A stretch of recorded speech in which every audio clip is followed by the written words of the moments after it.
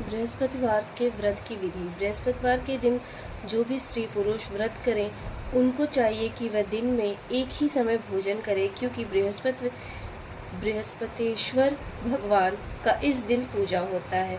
भोजन पीले चने की दाल आदि का करें, परंतु नमक नहीं खावें और पीले वस्त्र पहने। पीले ही फलों का प्रयोग करें, पीले चंदन से पूजन करें। पूजन के बाद प्रेम पूर्वक गुरु महाराज की कथा सुननी चाहिए। इस व्रत को करने से मन की इच्छा पूरी होती है और बृहस्पति महाराज प्रसन्न होते हैं। धन पुत्र विद्या तथा मनोवांछित फलों की प्राप्ति होती है। परिवार को सुख तथा शांति मिलती है। इसलिए यह व्रत सर्वश्रेष्ठ और अति फलदायक सभी स्त्री व पुरुषों के लिए है। इस व्रत में केले का पूजन करना चाहिए। कथा और पूजन के समय मन, कर्म, वचन से शुद्ध होकर जो इच्छा हो बृहस्पति देव से प्रार्थना करनी चाहिए। उसकी इच्छाओं को बृहस्पति देव अवश्य पूर्ण करते हैं, ऐसा मन में दृढ़ विश्वास रखना चाहिए। बृहस्पतिवार व्रत कथा। एक समय की बात है कि भारतवर्ष में एक राजा राज्य करता था। वह बड़ा ही प्रतापी और दानी था।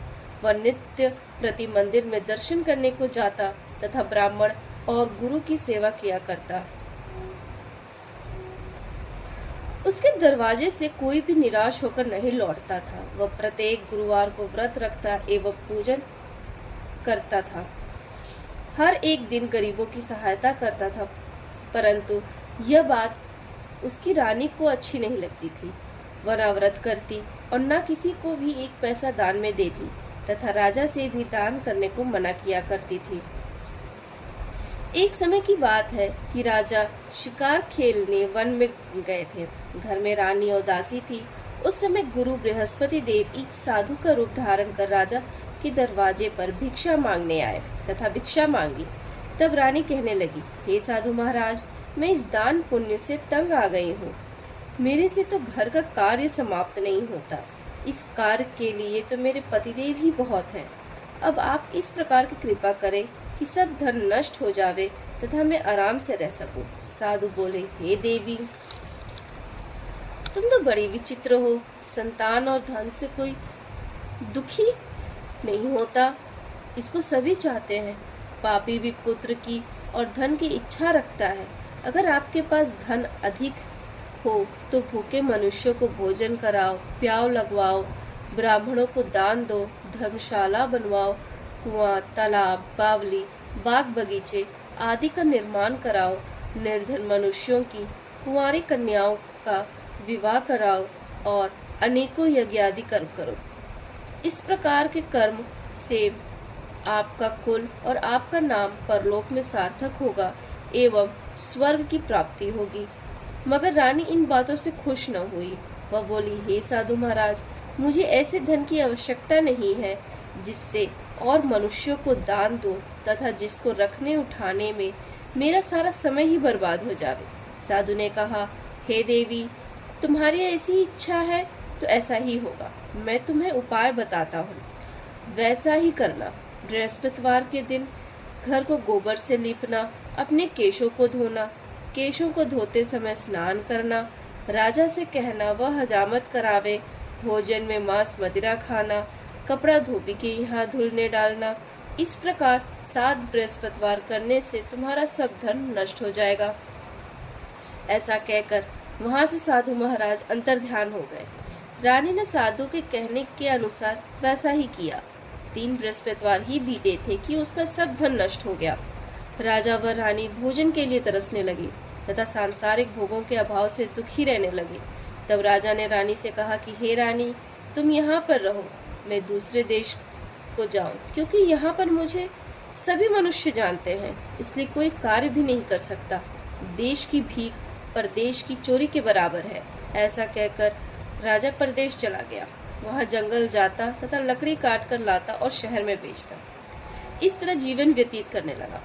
इधर राजा के घर रानी और दासी दुखी रहने लगी। किसी दिन भोजन मिलता और किसी दिन जल पीकर ही रह जाती। एक बार रानी और दासी को 7 दिन बिना भोजन कि व्यतीत हो गए।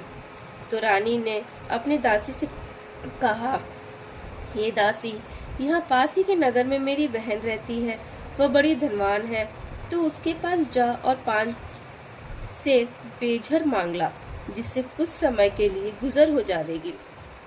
इस प्रकार रानी की आज्ञा मानकर दासी उसकी बहन के पास गई। रानी की बहन उस समय पूजन कर रही थी, क्योंकि उस दिन बृहस्पतिवार था।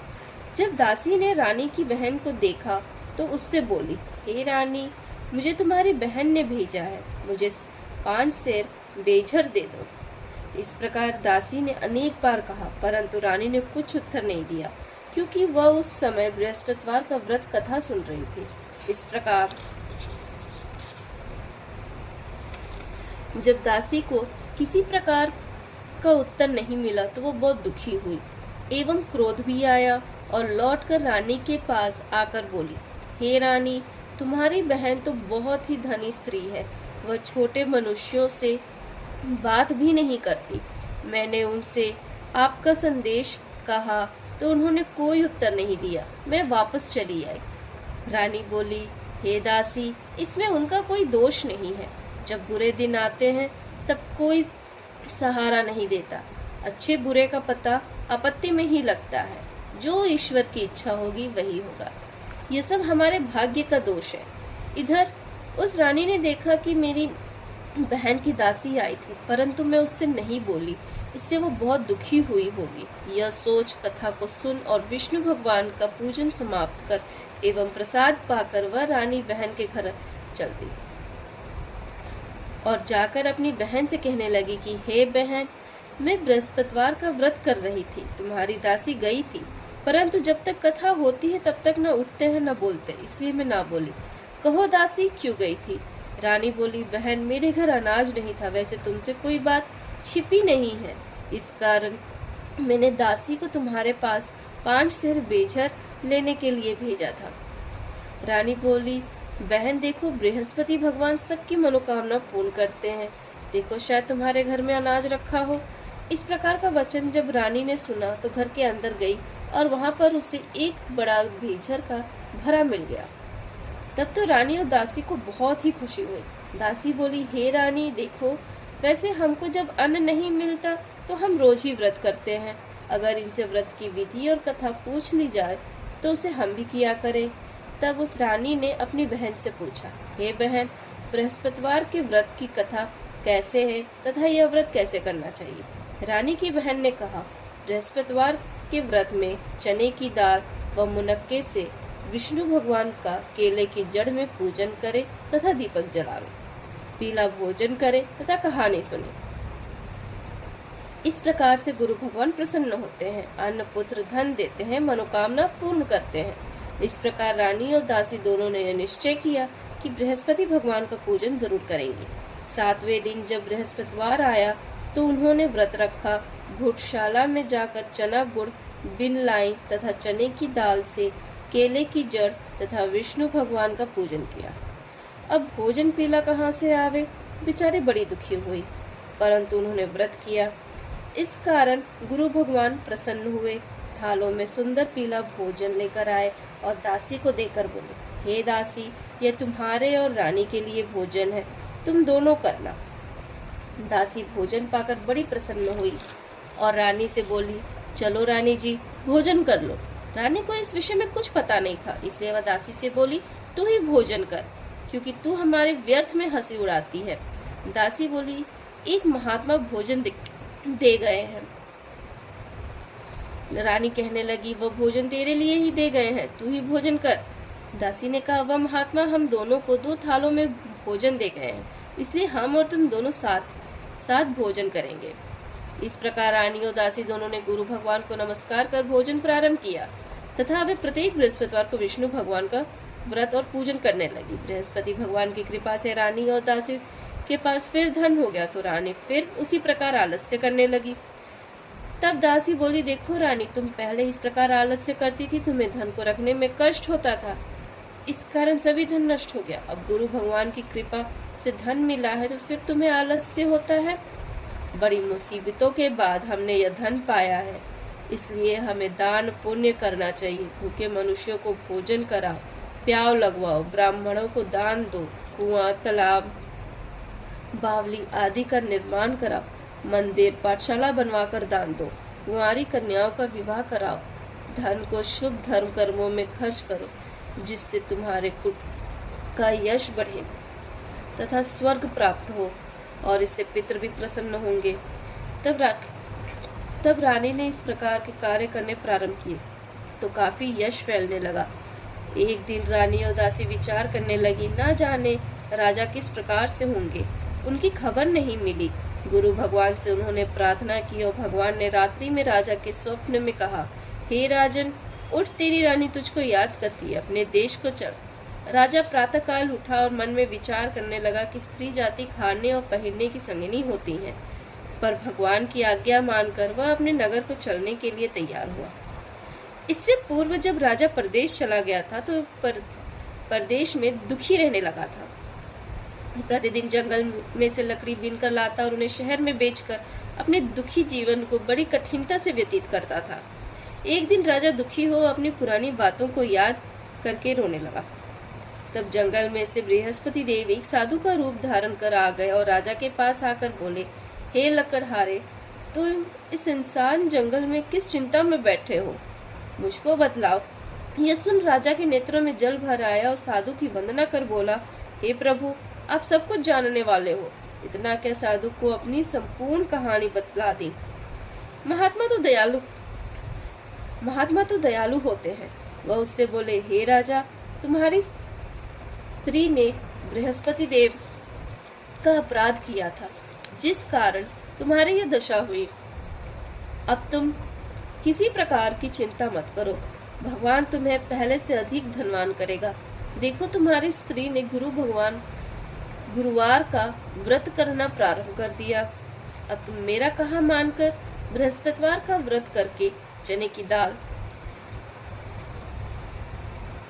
गुड़ व जल को लोटे में डाल केले का पूजन करो, फिर कथा कहो और सुनो। भगवान तेरी सब मनोकामनाओं को पूर्ण करेगा। साधु को प्रसन्न देखकर राजा बोला, हे प्रभु, मुझे लकड़ी बेचकर इतना पैसा नहीं मिलता जिससे भोजन करने के उपरांत कुछ बचा सकूं। मैंने रात्रि में अपनी रानी को व्याकुल देखा है। मेरे पास कुछ भी नहीं है जिससे उसकी खबर तो मंगा सकूं, और फिर कौन सी कहानी कहूं, यह बात मुझको मालूम नहीं है। साधु ने कहा, हे राजा, तुम किसी बात की चिंता मत करो। बृहस्पतिवार के दिन तुम्हें रोजाना की तरह लकड़ियां लेकर नगर को जाओ। तुमको रोज से दुगना धन प्राप्त होगा, जिससे तुम भली भांति भोजन कर लोगे तथा बृहस्पति देव का पूजा का सामान भी आ जाएगा। बृहस्पति देव की कहानी निम्न प्रकार है। प्राचीन काल में एक ब्राह्मण था। वह बहुत ही निर्धन था। उसके कोई भी संतान नहीं थी। उसकी स्त्री बहुत मलिनता के साथ रहती थी। वह स्नान करती, न किसी देवी देवता का पूजन करती और प्रातः उठते ही सर्वप्रथम भोजन करती, बाद में कोई अन्य कार्य करती थी। इससे ब्राह्मण देवता बड़े दुखी थे। बेचारे बहुत कुछ कहते थे, किंतु उसका कोई परिणाम न निकला। भगवान की कृपा से ब्राह्मण की स्त्री की कन्या रूपी रत्न पैदा हुई। वह कन्या अपने पिता के घर में बड़ी होने लगी। वह बालिका प्रातः स्नान करके विष्णु भगवान का जाप करने लगी, बृहस्पतिवार का व्रत करने लगी। अपने पूजा पाठ को समाप्त करके पाठशाला जाती तो अपनी मुट्ठी में जौ भरकर ले जाती और पाठशाला के मार्ग में डालती जाती। तब ये जौ स्वर्ण के हो जाते थे और लौटते समय उनको बीन कर घर को ले आती थी। एक दिन वह बालिका सूप में उन सोने के जौं को फटक कर साफ कर रही थी। उसके पिता ने देख लिया और कहा, हे बेटी, सोने के जौं को फटकने के लिए सोने का सूप होना चाहिए। दूसरे दिन गुरुवार था। इस कन्या ने व्रत रखा और बृहस्पति देव से प्रार्थना करके कहा कि हे प्रभु, मैंने आपकी पूजा सच्चे मन से की हो तो मेरे लिए सोने का सूप दे दो। बृहस्पति देव ने उसकी प्रार्थना स्वीकार कर ली। रोजाना की तरह वह कन्या जौ फैलाते हुए जाने लगी। जब जौ लौटकर बीन रही थी तो बृहस्पति देव की कृपा से उसे सोने का सूप मिला। उसे घर ले आई और उससे जौ साफ करने लगी, परंतु उसकी माँ का वही ढंग रहा। एक दिन की बात है, वह कन्या सोने के सूप में जौ साफ कर रही थी। उस समय नगर का राजपुत्र वहां से होकर निकला। इस कन्या के रूप और कार्य को देखकर मोहित हो गया। अपने महल आकर भोजन तथा जल त्याग कर उदास हो लेट गया। राजा को जब इस बात का पता लगा तो अपने प्रधानमंत्री के साथ अपने पुत्र के पास गए और बोले, हे पुत्र, तुम्हें किस बात का कष्ट है? किसी ने अपमान किया है अथवा कोई और? जो कारण हो सो कहो, मैं वही कार्य करूंगा जिससे तुम्हें प्रसन्नता हो।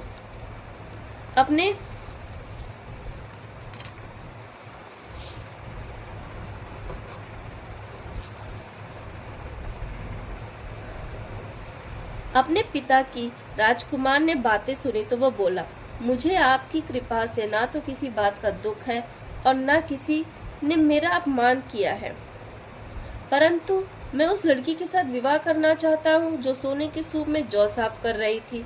यह सुन राजा आश्चर्य में पड़ा और बोला, हे बेटा, इस तरह की कन्या का पता तुम ही लगाओ, मैं उसके साथ तेरा विवाह अवश्य करवा दूंगा।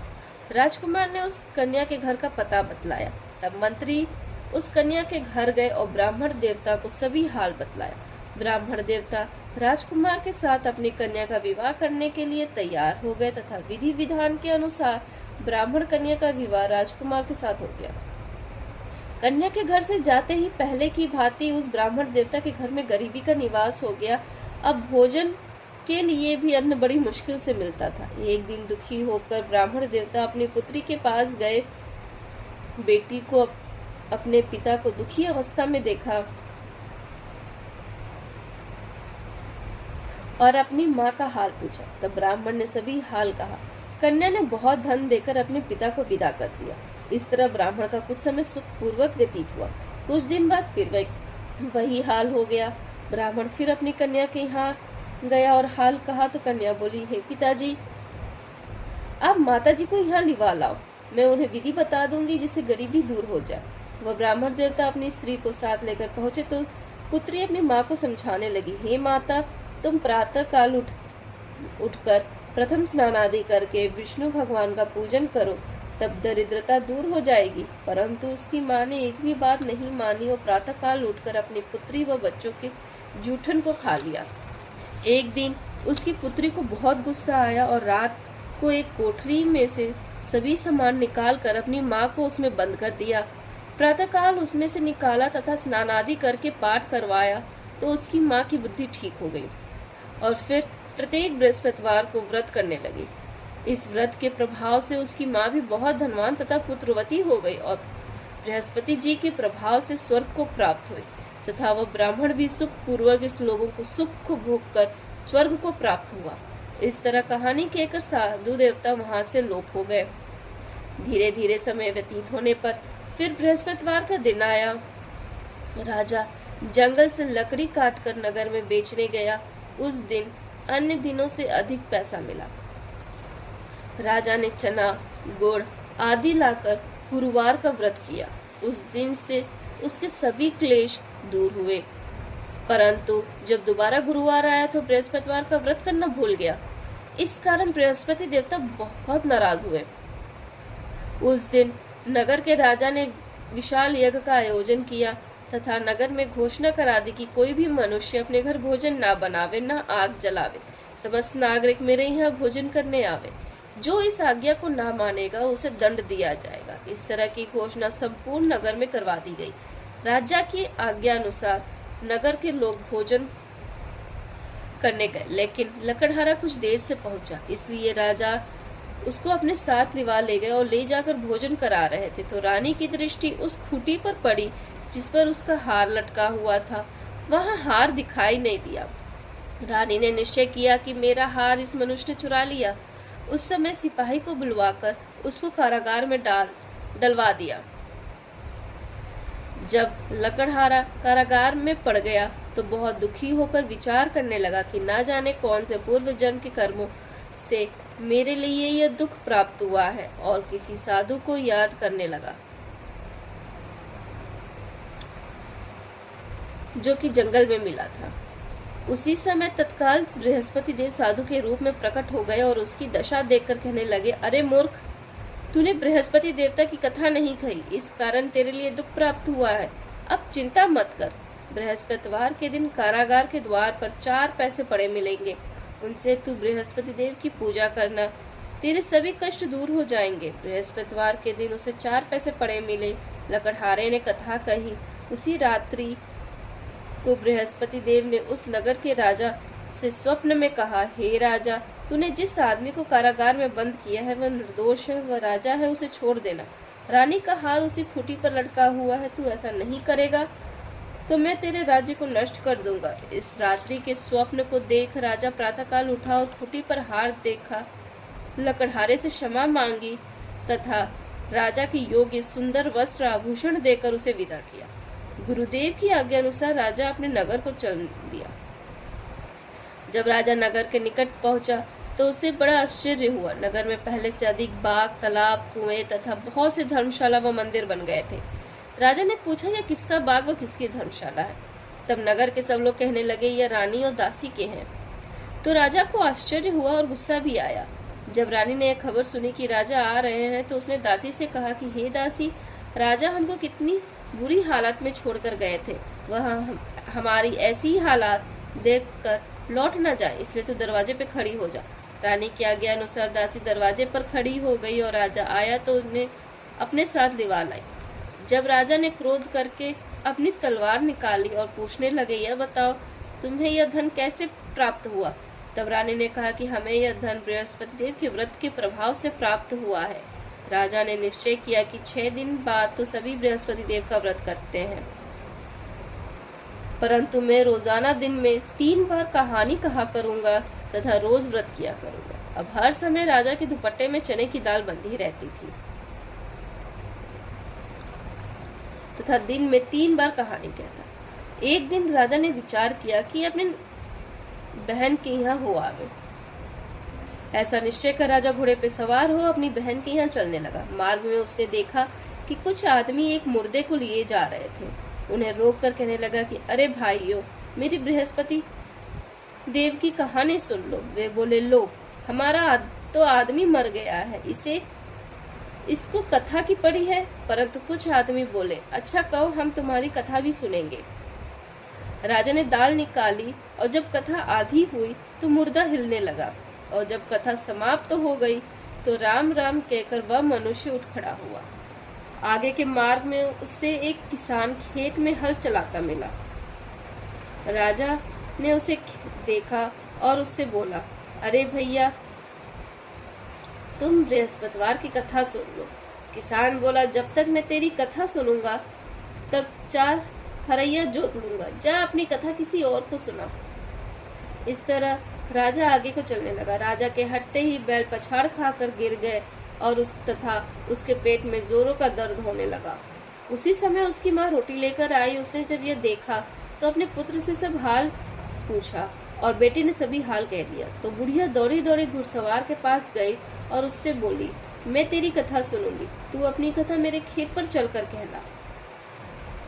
राजा ने बुढ़िया के खेत पर जाकर कथा कही, जिसे सुनते ही वह बैल खड़े हो गए तथा किसान के पेट का दर्द भी ठीक हो गया। राजा अपनी बहन के घर पहुंचा तो बहन ने भाई की खूब मेहमानी की। दूसरे रोज प्रातःकाल राजा जगा तो वह देखने लगा कि सब लोग भोजन कर रहे हैं। राजा ने अपनी बहन से कहा कि ऐसा कोई मनुष्य है जिसने भोजन नहीं किया हो, मेरी बृहस्पतिवार की कथा सुन ले। बहन बोली कि हे भैया, यह देश ऐसा ही है कि पहले यहाँ लोग भोजन करते हैं, बाद में अन्य काम करते हैं। अगर कोई पड़ोस में हो तो मैं देखाऊं। वह ऐसा कहकर देखने चली गई, परंतु उसे ऐसा कोई व्यक्ति नहीं मिला जिसने भोजन ना किया हो। अतः वह पता लगाते लगाते एक कुम्हार के घर गई जिसका लड़का बीमार था। उसे मालूम हुआ कि उसके यहाँ 3 दिन से किसी ने भोजन नहीं किया है। रानी ने अपने भाई की कथा सुनने के लिए कुम्हार से कहा। वह तैयार हो गया। राजा ने जाकर बृहस्पतिवार की कथा कही, जिसको सुनकर उसका लड़का ठीक हो गया। अब तो राजा की प्रशंसा होने लगी। एक दिन राजा ने अपनी बहन से कहा कि हे बहन, हम अपने घर को जावेंगे, तुम भी तैयार हो जाओ। राजा की बहन ने अपनी सास से कहा। सास बोली, हाँ चली जा, परंतु लड़कों को मत ले जाना, क्योंकि तेरे भाई को कोई औलाद नहीं होती है। बहन ने अपने भाई से कहा कि हे भैया, मैं तो चलूंगी पर कोई बालक नहीं जाएगा। राजा बोला, जब कोई बालक ही नहीं चलेगा तो तुम ही चलकर क्या करोगी। बड़े दुखी मन से राजा अपने नगर को लौट आया। राजा ने अपनी रानी से कहा कि हम निर्वंशी हैं, हमारा मुंह किसी को देखने का धर्म नहीं है और कुछ भोजन आदि नहीं किया। रानी बोली, हे प्रभु, बृहस्पति देव ने हमें सब कुछ दिया है, हमें पुत्र भी अवश्य देंगे। उसी रात बृहस्पति देव ने राजा से स्वप्न में कहा, हे राजा उठ, सभी सोच त्याग दे, तेरी रानी गर्भ से है। राजा को यह बात सुनकर बड़ी खुशी हुई। जब 9 महीने में उसके गर्भ से एक सुंदर पुत्र पैदा हुआ, तब राजा बोला कि हे रानी, स्त्री बिना भोजन के रह सकती है, किंतु बिना बात कहे नहीं रह सकती। जब मेरी बहन आए तो तुम उससे कुछ मत कहना। रानी ने हाँ कर दिया। राजा की बहन ने शुभ समाचार सुना तो वो बहुत खुश हुई तथा बधाई लेकर अपने भाई के यहाँ आई। तब रानी ने कहा, घोड़ा चढ़कर तो नहीं आई, गधा चढ़ी आई। राजा की बहन बोली, भाभी, मैं इस प्रकार ना कहती तो तुम्हें औलाद कैसे मिलती। बृहस्पति देव ऐसे ही हैं, जैसी जिनके मन में कामनाएं हैं सभी को पूर्ण करते हैं। जो सद्भावना पूर्वक बृहस्पति देव का व्रत करता है एवं कथा कहता अथवा सुनाता है और दूसरों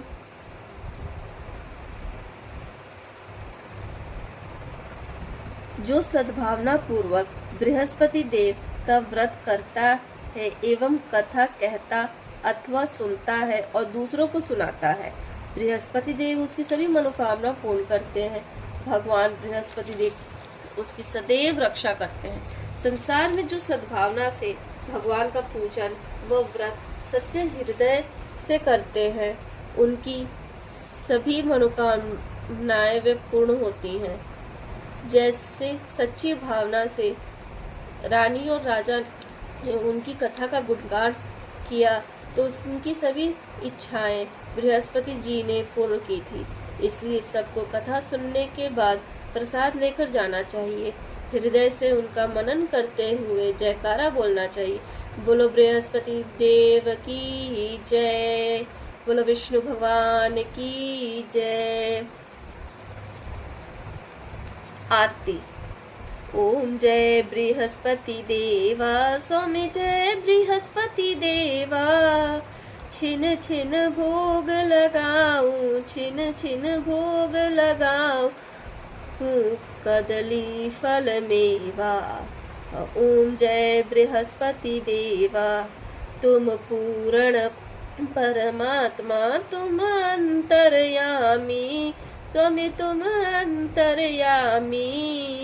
जगत पिता जगदीश्वर, जगत पिता जगदीश्वर, तुम सबके स्वामी। ओम जय बृहस्पति देवा। चरणामृत निज निर्मल, सब पातक हरता, स्वामी सब पातक हरता। सकल मनोरथ दायक, सकल मनोरथ दायक, कृपा करो भरता। ओम जय बृहस्पति देवा। तन मन धन अर्पण, जो जन शरण पड़े, प्रभु जो जन शरण पड़े। प्रभु प्रकट तब होकर आकर द्वार खड़े। ओम जय बृहस्पति देवा। दीन दयाल दयानिधि, भक्तन हितकारी, स्वामी भक्तन हितकारी।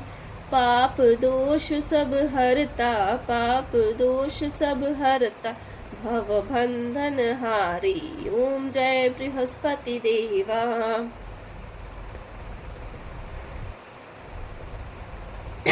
सकल मनोरथ दायक, सब संशय टारी, स्वामी सब संशय टारी। विषय विकार मिटाओ, विषय विकार मिटाओ, संतन सुखकारी। ओम जय बृहस्पति देवा। जो कोई आरती तेरी प्रेम सहित गावे, स्वामी प्रेम सहित गावे। ज्येष्ठानंद बंद गुरु को निश्चय फल पावे। ओम जय बृहस्पति देवा। सब बोलो विष्णु भगवान की जय। बोलो भगवान बृहस्पति देव की जय। आरती जय जगदीश हरे। ओम जय जगदीश हरे, स्वामी जय जगदीश हरे। भक्त जनों के संकट क्षण में दूर करे। ओम जय जगदीश हरे। जो ध्यावे फल पावे, दुख बिन से मन का। सुख संपत्ति घर आवे, कष्ट मिटे तन का। ओम जय जगदीश हरे, स्वामी जय जगदीश हरे। मात पिता तुम मेरे, शरण गहूँ मैं किसकी। तुम बिन और न दूजा, आस करूं किसकी। ओम जय जगदीश हरे। तुम पूर्ण परमात्मा, तुम अंतर्यामी, स्वामी तुम अंतर्यामी। पार ब्रह्म परमेश्वर, तुम सबके स्वामी। ओम जय जगदीश हरे। तुम करुणा के सागर, तुम पालन करता, स्वामी तुम पालन करता। मैं मूरख खल कामी, कृपा करो भरता। ओम जगदीश हरे। तुम हो एक अगोचर, सबके प्राणपति। किस विध मिलूं दया मैं तुमको कुमति। ओम जय जगदीश हरे। दीन बंधु दुख हरता, ठाकुर तुम मेरे, स्वामी ठाकुर तुम मेरे। अपने हाथ उठाओ, द्वार पड़ा तेरे। ओम जय जगदीश हरे। विषय विकार मिटाओ, पाप हरो देवा। श्रद्धा भक्ति बढ़ाओ, संतन की सेवा। ओम जय जगदीश हरे। श्री जगदीश जी की आरती जो कोई जन गावे। कहत शिवानंद स्वामी, मन भजत हरे हर स्वामी। सुख संपत्ति पावे। ओम जय जगदीश हरे। बोलो विष्णु भगवान की जय। बोलो बृहस्पति देव की जय। जय प्रभु, कल्याण करो। तुम तले से अपने पैर तले। जय प्रभु। श्री कृष्ण गोविंद हरे मुरारे, हे नाथ नारायण वासुदेवा। राधे कृष्ण राधे कृष्ण राधे कृष्ण गोपाल कृष्ण कृष्ण राधे कृष्ण गोपाल कृष्ण। हरे रामा राम रामा हरे हरे। हरे कृष्णा कृष्ण कृष्णा हरे हरे। कर्पूरगौरं करुणावतारं संसारसारं भुजगेन्द्रहारं सदा वसन्तं हृदयारविन्दे भवं भवानी सहितं नमामि। तमेव माता च पिता तमेव, त्वमेव बन्धु च सखा तमेव विद्या द्रविडं तमेव सर्वं मम देव देव।